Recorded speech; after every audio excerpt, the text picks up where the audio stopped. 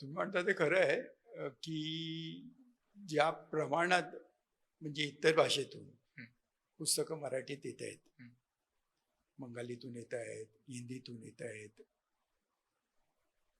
त्या प्रमाणात मराठीतून इतर भाषेत पुस्तकं जात नाहीये. हं.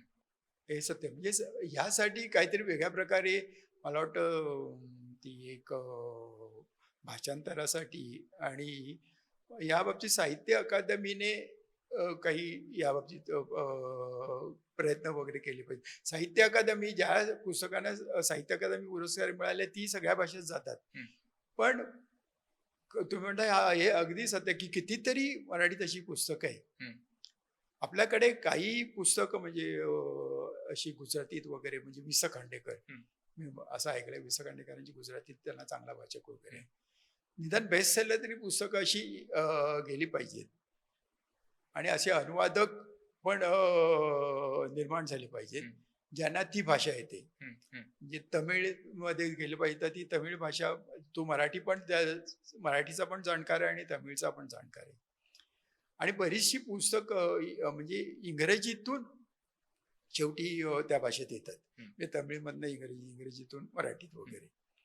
ती पुस्तकं हे निश्चितच आहे, हे खरं आहे आणि सत्य आहे, की त्या प्रमाणात हं, मराठीतली पुस्तकं हं. इतर भाषेत जात नाही. मराठी साहित्य विश्वाला एकूण त्या दृष्टिकोनातनं ती अडचण किंवा तो धोका अजून लक्षात आलेला नाही असं वाटतं का तुम्हाला?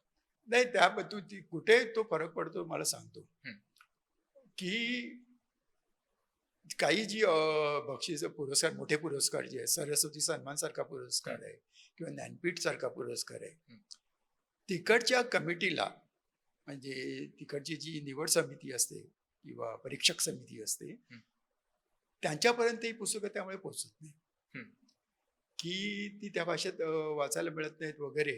हं, त्यामुळे तो लेखक माहीत होतो. पण आता काही लेखक मात्र त्या प्रयत्न करून वेगळ्या भाषेत त्यांची पुस्तके यायला लागले. म्हणजे तो लेखकांच्या प्रयत्नामुळे झालेलं आहे. हं, हं, की त्या भाषेतल्या प्रकाशकांची ओळखी करणे हं, आणि ते पुस्तक प्रकाशित करायला सांगणे वगैरे. हं, पण तुम्ही म्हणता ते निश्चितच ते थोडंसं त्याला त्यामुळे तुमची भाषा हं, त्यामुळे लोकांसमोर, इतर भाषिकांसमोर हो. त्याप्रमाणेच जात नाही ना. हं, हं, म्हणजे आपल्याला बंगाली लेखक माहिती असतो, पण मराठी लेखक त्यांना माहीत नसतो हं, वगैरे. हं. तर ते निश्चितच हे आहे, नुकसान आहेच म्हणजे.